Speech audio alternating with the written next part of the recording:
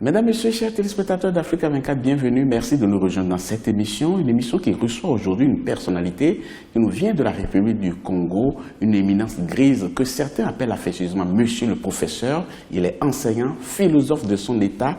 Le professeur Grégoire Lefou-Oba est notre invité. Merci d'avoir accepté notre invitation. Merci beaucoup de m'avoir invité. Alors, tout le plaisir est pour nous. Monsieur le Professeur, comment se porte le Congo aujourd'hui? Le Congo est un homme, il a un corps, il a un esprit. On peut dire qu'il se porte assez bien. Assez bien. Pourquoi pas bien, carrément? Donc, nous sommes dans une période assez difficile en ce moment précis, puisque les élections se pointent à l'horizon. Et puis, toute la mixture n'est pas encore bien faite. Chaque fois qu'on parle d'élections dans notre pays, les gens ont des souvenirs désagréables de violence. C'est pour cette raison que je n'ai pas pu donner la note 20 sur 20 pour dire que se porte très bien, j'ai dit assez bien. Mais quand on vient de se doter d'une nouvelle constitution, tout fraîchement votée à plus de 90%, on doit... Mais le processus qui a conduit au vote de cette constitution n'était pas des plus heureux puisqu'il y a eu une frange de la population qui a contesté. Mais n'empêche qu'en démocratie, le jeu est très simple, c'est la moitié plus 1. C'est ce qui s'est passé, mais dans ce genre d'exercice, on aurait voulu un consensus large. De l'avis de beaucoup de personnes qu'on rencontre, surtout les jeunes qui demandent encore et à cri qu'on leur donne du boulot, surtout parce qu'ils sont chômeurs, ils attendent toujours qu'on crée les conditions pour qu'on crée des emplois pour qu'ils puissent saisir leur chance. Et puis ils disent aussi que le pays est soi-disant divisé, où il y a les uns d'un côté qui ont tout, et les autres qui n'ont rien. Est-ce que vous vivez la même chose? Est-ce que vous avez ce sentiment-là? Être chômeur, c'est d'abord originellement avoir un métier, ne pas être en possibilité d'exercer un emploi. La jeunesse, oui, elle a raison de revendiquer parce que, effectivement, dans nos pays africains, je prends le cas de l'Afrique francophone puisque j'ai la possibilité de comprendre tout ce qui se passe grâce à la langue, le problème est le même. Mais la jeunesse, surtout chez nous, revendique plus la possibilité d'entrer en politique, ce qui m'exaspère. Mais puisque les aînés sont allés à la politique et se sont enrichis très vite et du jour au lendemain, ça balise le terrain pour les autres, non? Un pays ne suit pas les mauvais exemples. C'est pas parce que les aînés sont allés en politique que c'était la bonne solution. Encore qu'il faut respecter, c'est un métier noble, s'engager pour l'intérêt collectif. Or, notre jeunesse actuelle, toute la revendication, c'est, vous voyez, une constitution qui dit qu'à 18 ans, vous êtes député. Mais à quel moment vous allez passer votre baccalauréat? Et quand tout un pays le répète comme des slogans, répète cette donnée comme un slogan, ça crée des problèmes. Beaucoup de personnes qui vous ont côtoyé n'hésitent pas à dire que vous savez prendre le recul et le côté intellectuel prend souvent le dessus sur le côté partisan. C'est tout à votre honneur. Et c'est par rapport à cela justement que vous vous êtes donné la liberté de porter un regard sur le quotidien de vos compatriotes, de vos concitoyens. Et je vais donner lecture, entre autres, de certaines déclarations que vous avez faites. Notamment, vous dites, citation, notre démocratie est en panne faute de démocrates. Fin de citation. Lourd de sens, monsieur le professeur. Oui, à ce sujet, j'ai publié 2 livres. Le premier, c'est le curriculum vitae où je fais l'éloge de tous ceux qui ont brillé dans tous les domaines. Le deuxième livre, c'est voir que les Africains, notamment les Congolais, même tous les Africains au sud du Sahara, sont traversés par 2 temporalités. On dit une chose le matin, la science, le soir, on est dans la magie. Ce que vous me dites me flatte énormément. Oui, la démocratie au Congo est en panne, faute de démocrates, parce que au lieu de dire démocratie à l'africaine, il faut simplement réagir pour dire que tous les instruments nécessaires et importants, c'est dans la Constitution qu'il y a la loi fondamentale qu'on doit marquer la différence avec d'autres peuples. Vous savez que nous sommes en perte de vitesse parce que nous n'avons pas correctement construit l'idéal de la nation.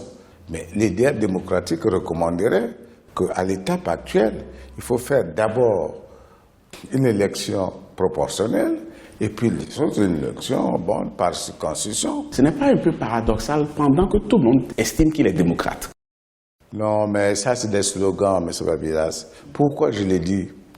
Vous voyez très bien qu'il suffit de regarder les médias dans notre pays pour voir, il n'y a pas de débat. Parce que le quatrième pouvoir n'est pas une invention, ce n'est pas une rhétorique esthétique, c'est une réalité.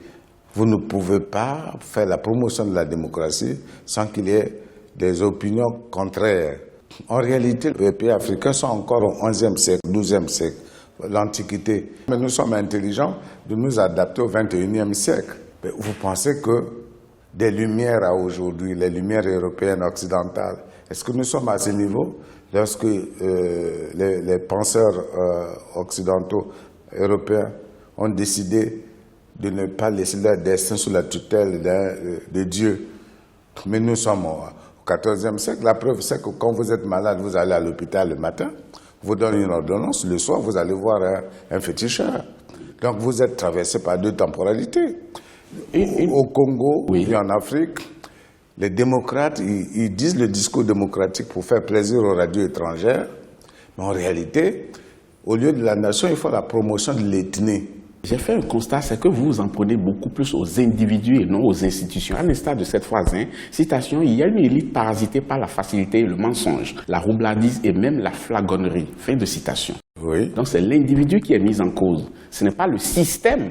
Le système peut être beau. Vous savez que nous avons eu la chance d'avoir le premier parti marxiste en Afrique noire.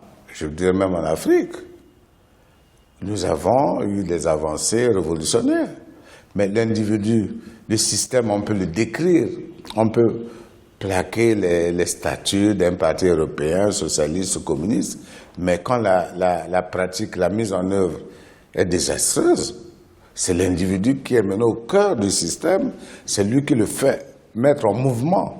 Mais sur un autre plan, et ça c'est beaucoup plus institutionnel, vous dites, citation, le Congo est en train de tourner le dos à la démocratie moderne, bien entendu, parce que vous avez pression de mettre entre griffes moderne et civilisée et consciente des enjeux de l'évolution de l'humanité. Fin de citation. On est en train de tourner le dos à la démocratie.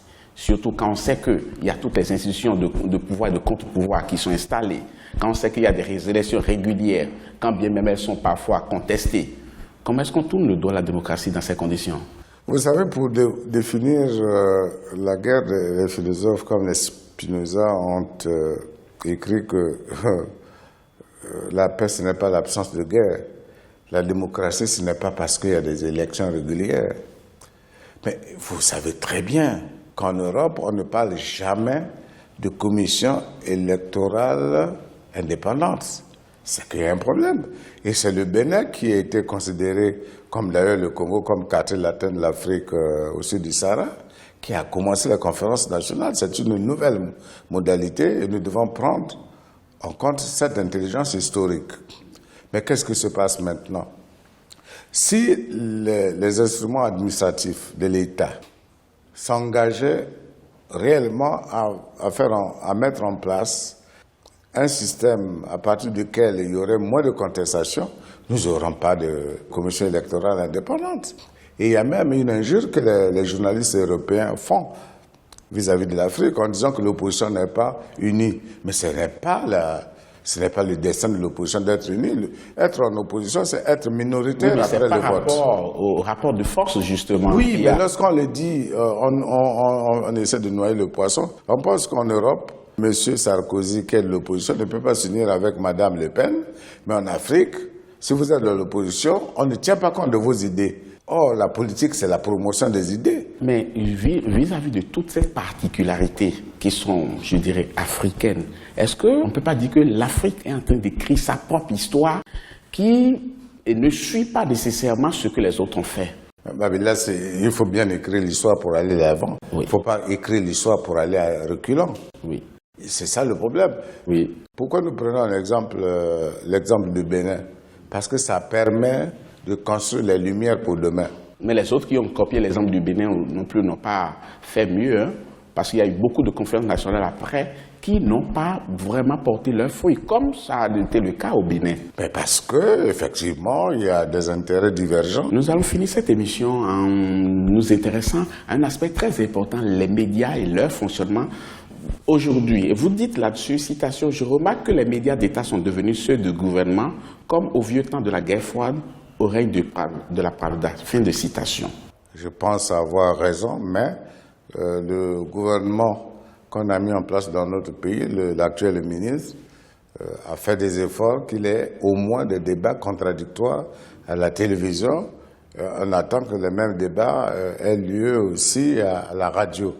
Parce que lorsqu'on dit que les médias, la presse, c'est le quatrième pouvoir, ce n'est pas une clause de style. C'est réellement parce que depuis la Grèce antique, tout se passait, l'agora, c'est quand même le déploiement de la parole. Et vous savez que la violence commence lorsque vous n'avez plus d'arguments. Et quelquefois, il y a des gens qui n'ont pas beaucoup d'idées. On leur crée un mythe parce qu'ils ne peuvent pas s'exprimer. Et comme les gens s'expriment à travers les radios étrangères, comme ces radios étrangères sont des radios des anciennes puissances coloniales, on pense que par là, RFI, on a raison. En tout cas, vous avez bien spécifié qu'il s'agit des médias d'État. Heureusement qu'il n'y a pas que des médias d'État dans ce pays. Il y en a d'autres. Il y a des médias privés. Qui bousculent les habitudes aussi. Dans notre pays, bon, si je cite d'après votre métier, d'après le protocole d'intelligence pédagogique de votre métier, si je les cite, c'est comme si je faisais la propagande. Mais il y a des médias localement qui essayent d'entrevoir le débat contradictoire. Tous ceux qui le font, ce n'est pas le président qui leur dit d'interdire les débats contradictoires quand même. Donc c'est une autocensure que vous ne pardonnez pas. Exactement, vous avez trouvé le mot, mais ceux qui le font ne sont pas si naïfs qu'on le croit, parce qu'ils connaissent les rapports. Oui.